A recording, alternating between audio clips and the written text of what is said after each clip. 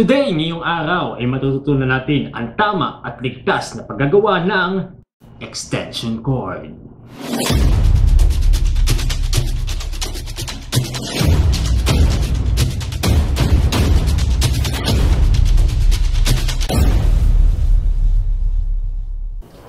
Marami sa aking mga kasamahan ang nagtatanong, lalong-lalo na kung may pinagagawang report ng principal.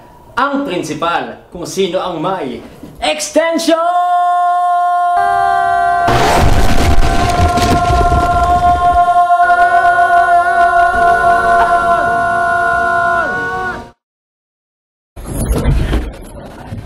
Napagod ang extension niya.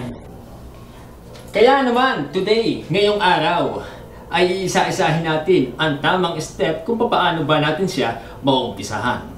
A few moments later. Alam niyo ba na ang extension cord ay naimbento to release our stress? Kasi parang ex-boyfriend and tension. Hindi. Pangit ang joke! Ang extension cord ay naimbento noong 1904 ng isang electrical engineer na si Engineer Atherton. Kasi nung time na yon ay malimit siyang gumagamit ng mga electrical appliances na malayo sa electrical socket na nakadikit sa dingding, kaya naman inimbento niya ang isang extension cord. First things first, kailangan mayroon tayong ginawang project plan para malaman natin ang mga kakailanganin natin gamitin at ma-estimate natin ang possible budget natin para makagawa ng isang extension cord.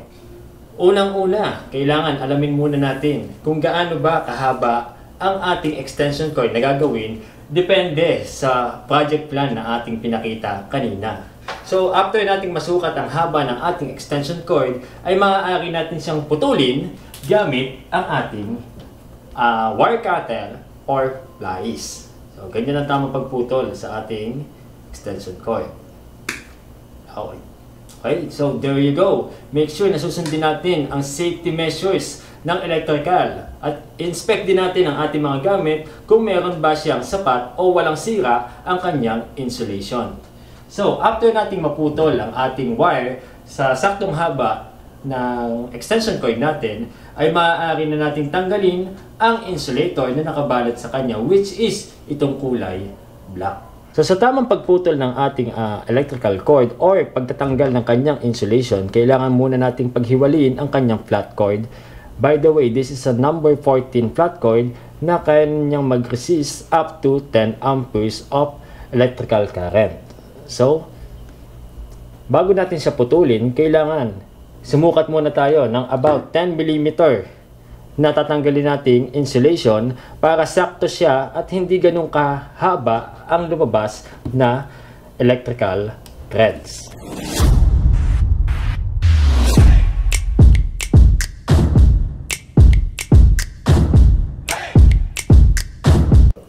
And there you go guys, naalis na natin ang ating electrical insulation at maaari na tayo mag-proceed sa ating next step, which is ang pagtatap ng ating electrical wire sa ating mga electrical sockets. Sa pagkoconnect naman ng ating electrical wire sa ating electrical socket, so unahin muna natin i-connect siya sa ating male plug. So male plug ang tawag sa kanya kasi siya yung isinasaksak sa female plug. So, parang nasagwang pakinggan. Pero ganun talaga yon. This is the male plug electrical socket. So, kailangan lang natin siyang i-disassemble gamit ang ating Phillips screwdriver. Kagaya nito. And then, right after that, ay makikita na natin ang kanyang internal part. Okay, kailangan lang natin luwagan ang kanyang screw gamit ang ating screwdriver at itap ang ating electrical wire dito sa ating socket. So, mas maganda kung papunta sa kanan ang kanyang bend para pag hinapit natin siya clockwise, ay mas maganda ang fittings ng ating wires dito sa ating socket.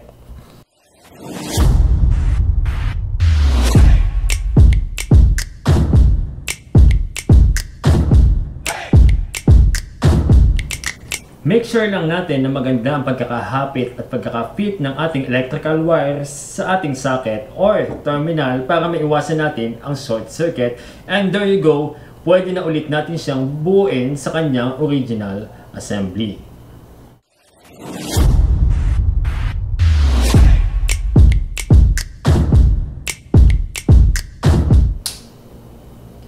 And there you go! Nabuo na natin ang ating unang phase ng electrical socket, which is the connection of the male plug and the electrical cord.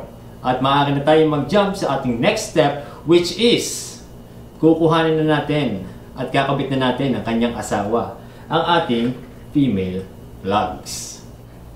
So this is our female plug, and we're going to connect the electrical cord to our female plug. And by the way, bago tayo magdire-diretso, maraming klase ng female plug na available sa market nowadays. Pero ang common na nabibili natin ay ang female plug na magkaiba ang size ng kanyang butas. Ito hindi dahil meron siyang factory defect, kundi dahil itong malaking butas na ito ang nagsoserve na pasukan ng negative current at ito naman ang positive current. So may mga appliances kasi na hindi pwede magkabaliktad ang saksak ng mga saksakan. So meron tayong mga electrical socket na mas malapad yung ulo nito kaysa naman dito. And ngayon, we're going to disassemble these female plugs.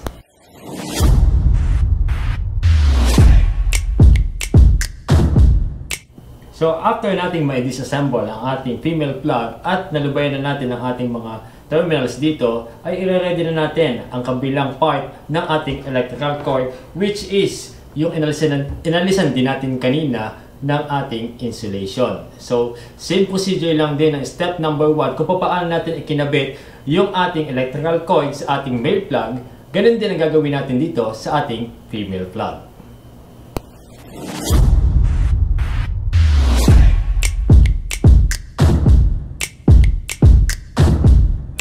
Tapos na natin i-assemble ang ating female socket using our screwdriver. And our next procedure ay gagamitin na natin siya ng ating mahiwagang tester.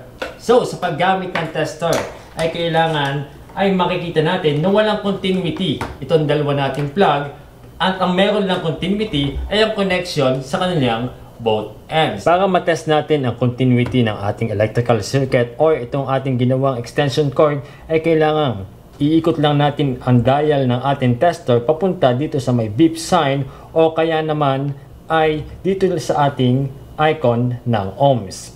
So pag nag-respond siya at nag-0-0, ibig sabihin may continuity ang ating ginawang circuit. Or pag nagkaroon siya ng beep na kagaya nito, ibig sabihin, connected or closed circuit ang ating extension cord. So, tingnan muna natin kung closed circuit ang dalawang to. So, dapat kasi wala siyang connectivity. Pag may connectivity ang dalawang to, ibig sabihin may short circuit tayo. So, success. Hindi siya nag-response. So, tama lang to. At ang dapat na may connectivity ay ang dalawang endpoint ng ating extension cord. So ngayon titingnan natin kung may continuity silang dalawa. Ayos! Ito naman tayo sa kabila. Ayos! There you go! I think successful ang ginawa nating extension cord sa ating video na to. So it's time for us to take it in the real world and to test it in action. Kung gagana ba ang ating electrical circuit or itong ating ginawang extension cord. Tara!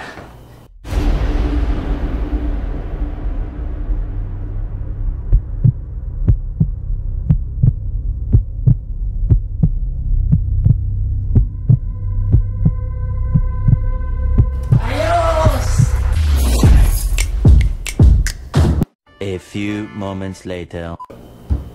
So, I guess successful ang ating plano o ang project natin for this video. And dito ko na rin tatapusin ang ating video for today at sana meron kayong natutunan. So, hanggang sa muli nating pagkikita, an electrifying fist!